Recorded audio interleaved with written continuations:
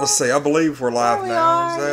Yeah, we're actually live now. We had to restart the computer. Hello, everyone. First off, this is not the actual episode. This is us doing a review of the episode in the title. So stick around. You might like what you see. This is not the episode you were looking for. Yes. This is the actual review we're doing live. Yeah. Of Rick and Morty called Rest and Ricklaxation. Which is pretty dang funny. It is pretty funny. And, well,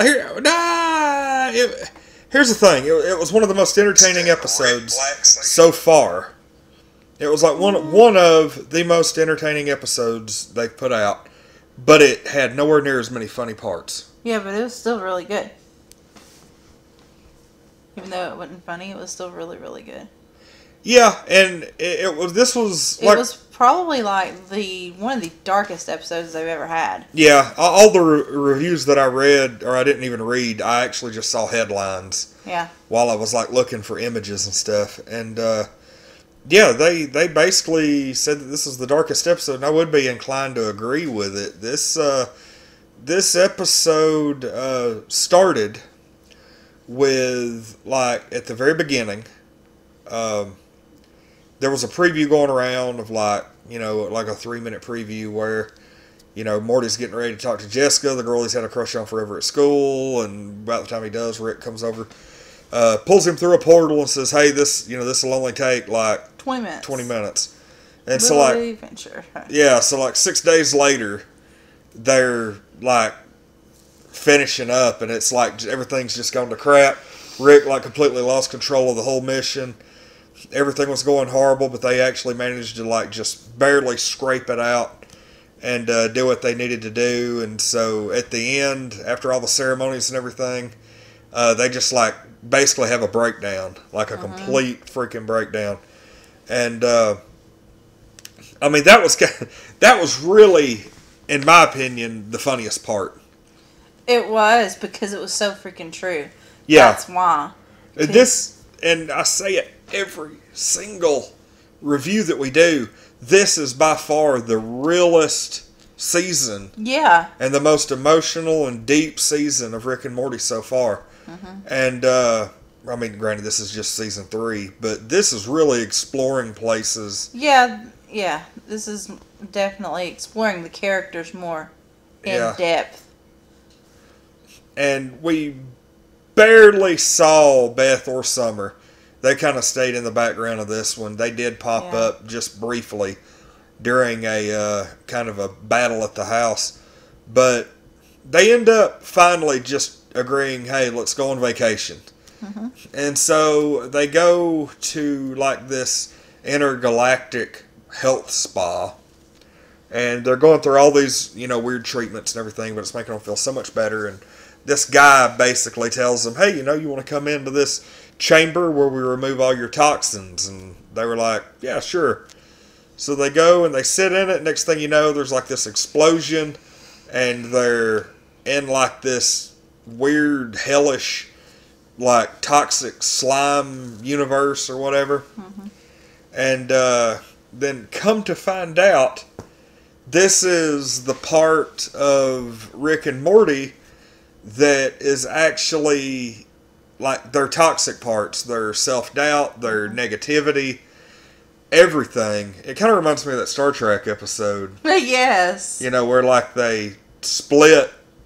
It was like Kirk went into a transporter, and in the meantime, the transporter splits him into his positive self and his negative self.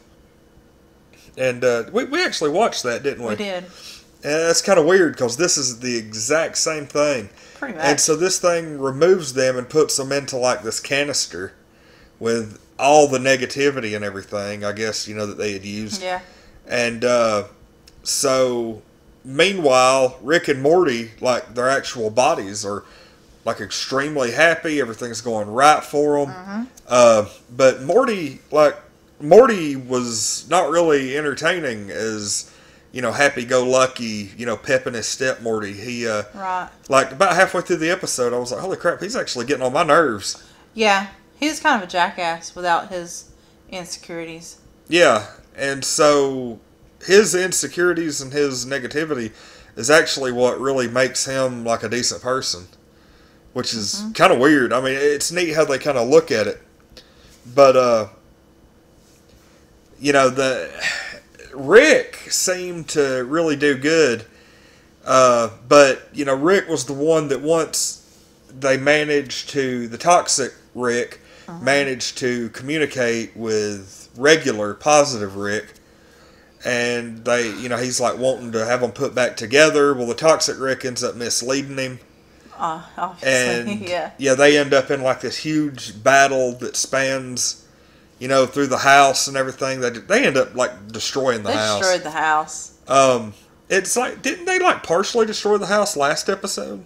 How many times have they destroyed that house is the question. Well, it's interesting though, because the one time that they actually pulled the house out, yes, and took it to another dimension, the crack in the driveway is still there. Like, that's how you can tell, like, without knowing what episode you're watching. If you look at the house, there was, like, all the points before, everything was nice and smooth. But everything after, there's, like, this, you could see the border where the house was teleported out. Yeah. So that was pretty funny. But, they do really well with, like, keeping the storyline. Oh, yeah. It's a serial. Everything carries over. And a lot of times you'll see parts, a lot of times you'll see parts from past episodes, even 2 seasons ago, pop up, like the original Earth. They visited it in the season premiere. And, it's really neat how they pay attention to detail. There's like little things, like, they, during the interdimensional cable episode, the Strawberry Smiggles, the commercial that they watched, like 2 or 3 episodes later, there's actually a box of it sitting on their counter. I thought that was kind of neat. I caught that. But, speaking of, like, I don't want to, like, get too far away from this episode, but speaking of, I wonder if they're going to have another interdimensional cable episode this season. I hope so. Those were hilarious. Those are, like, the best ones. Because it really doesn't even tie into hardly anything. No, it's all improv, and it's just something funny in the show. It's amazing. I wonder, like, I actually want to look and see if they're going to have, like, another Rick and Morty interdimensional cable. But anyway, going on to the episodes. Morty ends up escaping to, like, New York. He doesn't want the toxic part of himself, brought back. Right. And the toxic part of himself dies. He ends up getting shot and dissolved, but Rick manages to, put his essence or whatever into like a little, needle injection gun. Yeah. And they end up... It's funny because he actually finally got the date with Jessica, but she had absolutely no... Yeah. But she was boring to him at that point. But when he was insecure and whatever, it was different. No, I'm actually even kind of... she admitted that. Let's see. Adult Swim renewed the series for a 3rd season, which will consist of 10 episodes. This was episode 6.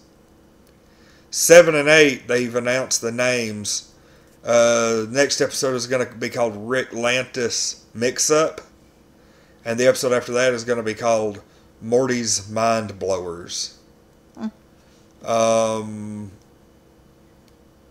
I can't remember which episode Interdimensional Cable was in 1st season. I'm almost positive it was 60 Minutes. Probably.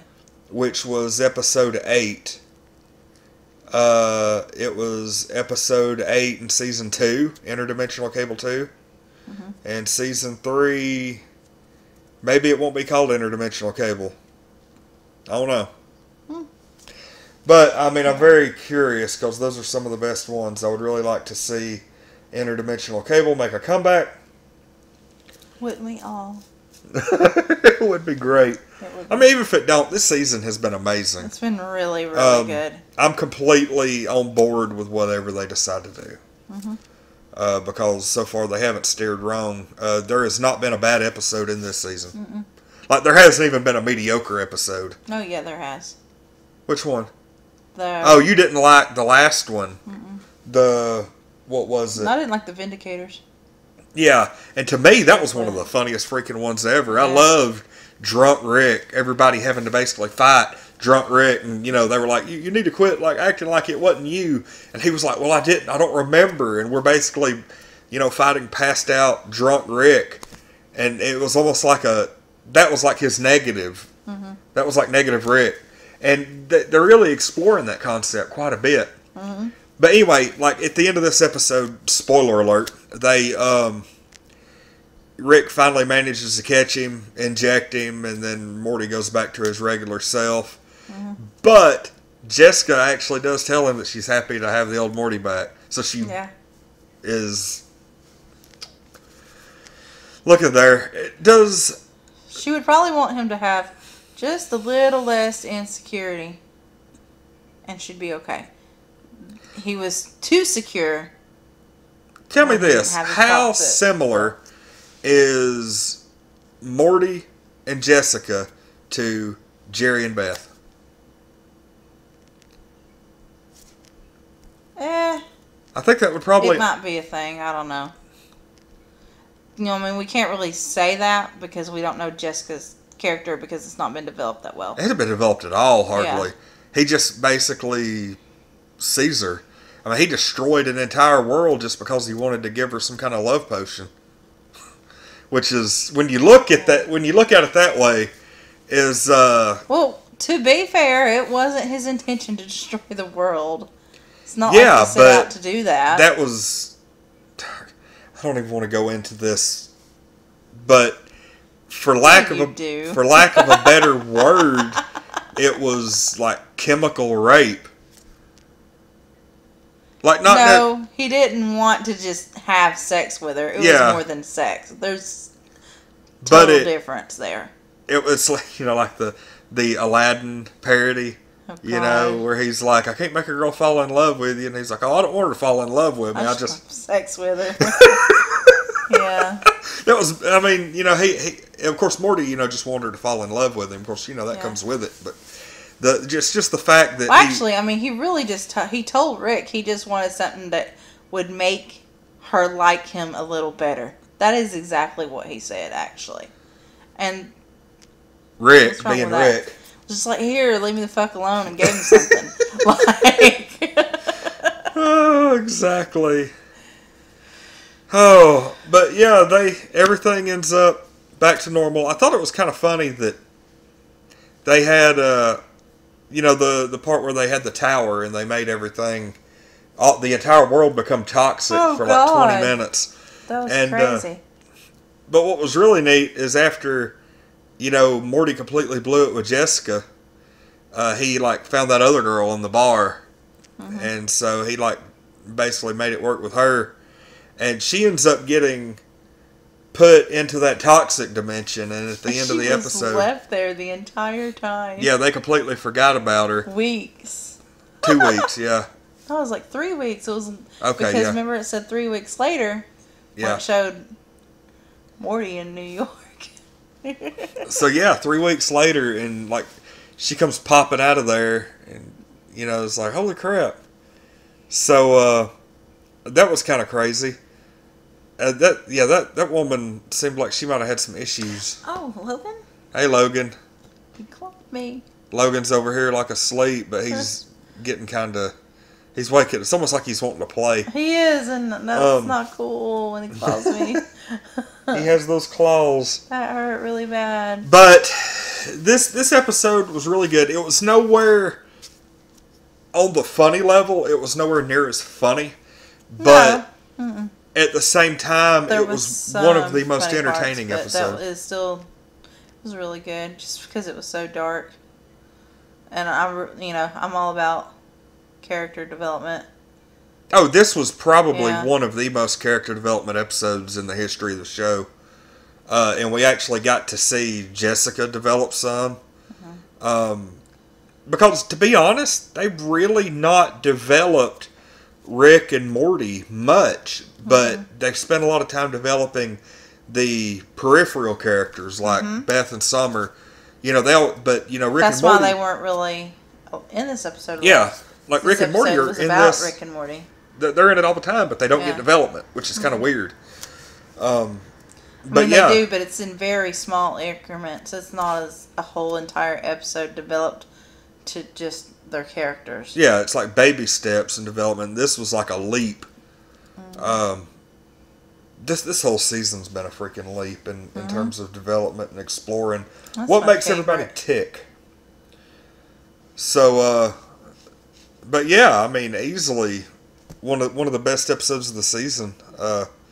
Not in terms of comedy, but just in terms of just pure entertainment. And this was like the thinking person's episode. Because they did really tackle some serious stuff here. But I'd say really on a scale of 1 to 10, I would give this episode probably a 9. The only reason that I give it less than a 10 is it could have been a little bit funnier. And a lot of times you rely on Rick and Morty to be funny, and there was just enough to knock a point off. This was still one of the all-time greats. Great episodes. This is probably going to go in my top 5. So. Okay. I give it a 10. Really? Yes, because I'm all about character development. So we went I straight. Really love that. We went straight from like one of your least favorite episodes ever to your favorite episode. One of my favorites, yes. Holy crap! I could totally watch this again. That's pretty neat. Yeah, I mean I can see that because it did. This was really one of those. I love learning about characters. It's my favorite. It did. Well, we have discussed all we can of this particular episode, and discussed a little bit more.